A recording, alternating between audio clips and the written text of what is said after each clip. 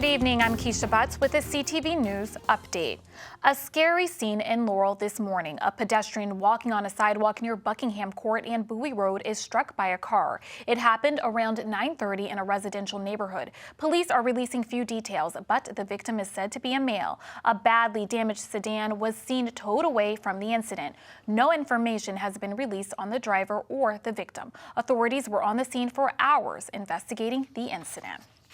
The coronavirus continues to spread across our region. Here are the latest numbers. Statewide, more than 2,500 COVID-19 cases have been confirmed over the past 24 hours, for a total of nearly 247,000 cases since the pandemic began. 36 people have died statewide from the disease over the last 24 hours, and in Prince George's, 4 COVID fatalities have been reported since yesterday, for a total of 1,011 deaths.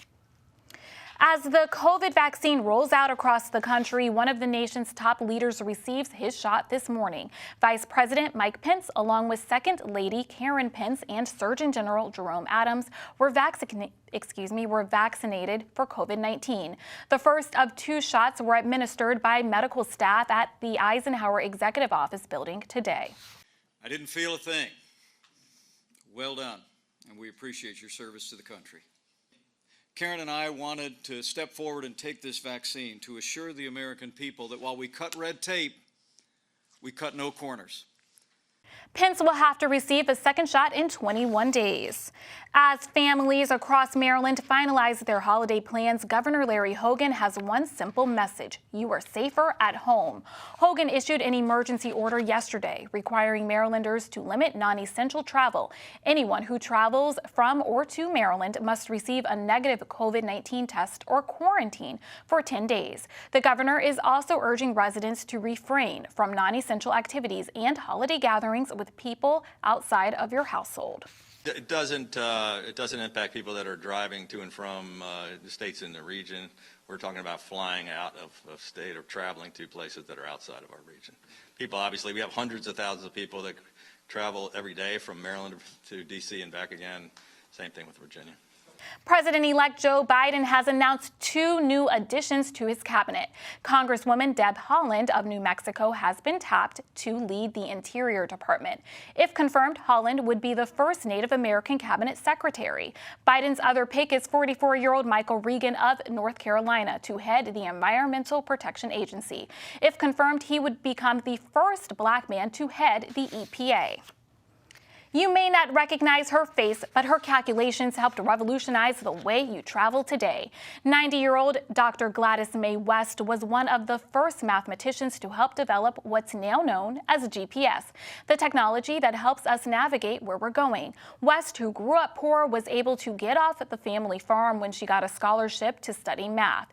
Despite segregation, the Great Depression, and Jim Crow laws, she became one of the first Black women hired at the Dahlgren Naval Proving Grounds in Virginia. Her groundbreaking work is now the focus of a new book called It Began with a Dream, written by local author Marvin Jackson.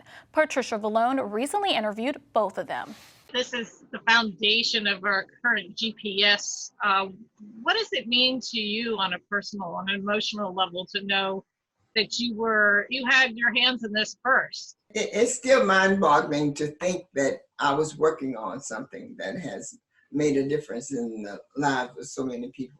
You faced a different lifetime, a different atmosphere socially than a lot of young people do today. And what kind of advice would you want to give them if they wanted to get into these type of STEM fields? The first thing you need to do is sort of like find out what it is that you really want to do or you're really interested in. And then sort of pursue that and have a mentor, ask questions, work hard, be respectful. Why is it important to tell stories like this? Back in the times that she came through professionally, people of color were doing work like this, but they were never recognized. And what happens is when you get a later generation coming through, they don't realize that there were people like Dr. West and Dr. Katherine Johnson. They don't even realize that those people were around. So I think it's very important, especially for people of color and especially women, to tell their stories so that young girls can hear it and then they can say, I can be like her. It Began with a Dream is available on Amazon and other stories in both book and audio versions. The end of the year is rapidly approaching, and soon after that comes the dreaded time of tax preparation. There are few important deductions many people often overlook. Financial advisor Murat Dorkin says the staggering cost of long-term care can wreak havoc on your retirement savings. Dorkin says one of the things people often forget to deduct are costs associated with long-term care. And you're saving for retirement, you want to look at long-term care to help you in that area, because it can be a tax deduction. Not only can it be a tax deduction, it can also going to protect your retirement. Many people save all their lives. They build up hundreds of thousands of dollars to retire, and they get Social Security too. But if someone needs assisted living or home health care or an aide to come to the house, a nurse, Medicare, nothing pays for that. So if you don't have that protection, you can be impoverished, and they literally have all your assets evaporate at $5,000 per a month, is what it costs tax-free. I personally pay for my mom over $5,000 a month for her care. Luckily, she has long-term care that pays for it tax-free. But if you don't have that, a lot of these planning things of saving for retirement, saving your taxes, protecting your retirement, and everything we talked about goes up in smoke if you don't do something about the loaded gun that we all face. And it's crazy. 1.7 out of 2 people are needing long-term care, 1.7 out of 2 over age 65. So that's something critical to look at that can also provide you with a tax deduction. CTV will air more tax tips that you can use before 2020 comes to a close.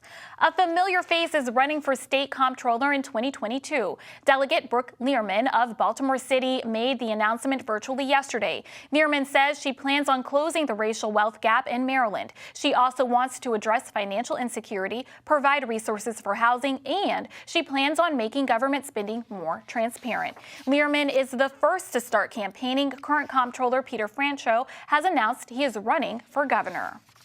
Are you interested in starting your own business? The People for Change Coalition, PFC, Black Chamber, and Truist Bank are hosting a free webinar on Monday. Several speakers will discuss the resources you need to create your business, including strategic branding and investing tips.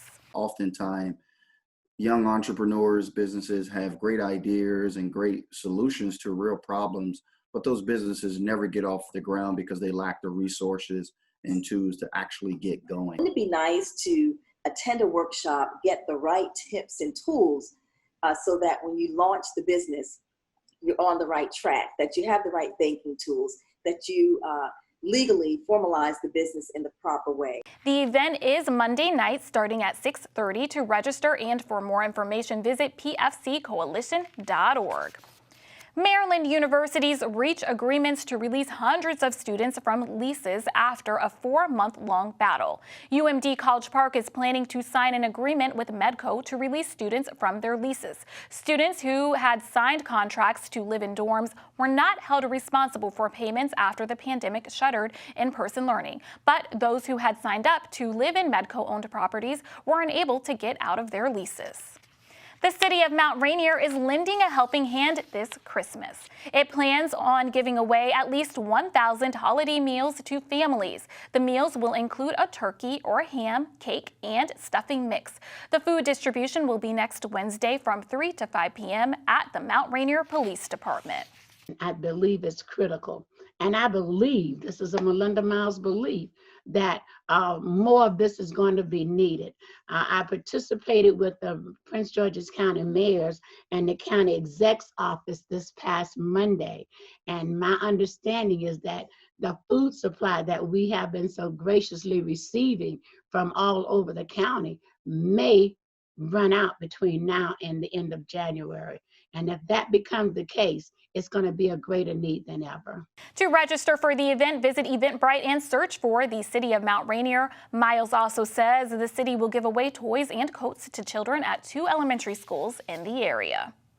The state's attorney's office is recognizing individuals who are making an impact in Prince George's County. It's called 12 Days of Brave Justice Heroes. Each day in the 12 days leading up to Christmas, a new hero is recognized. One of the recipients is school counselor Nina Crawford, who works with parents and students on child abuse prevention and internet safety issues.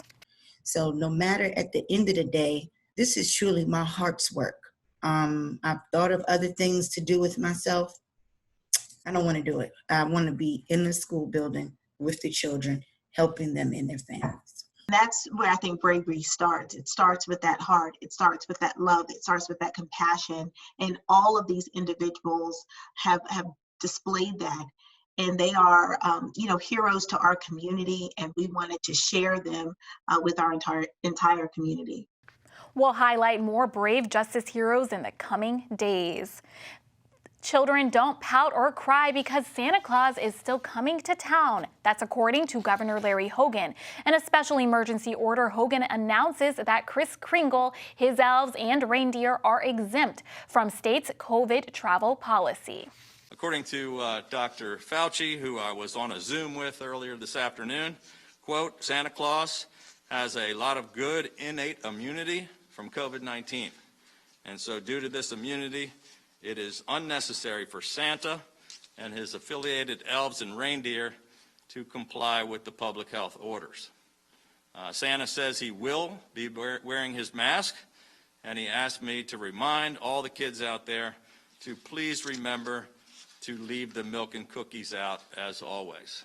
Just a simple reminder that Christmas is just 7 days away.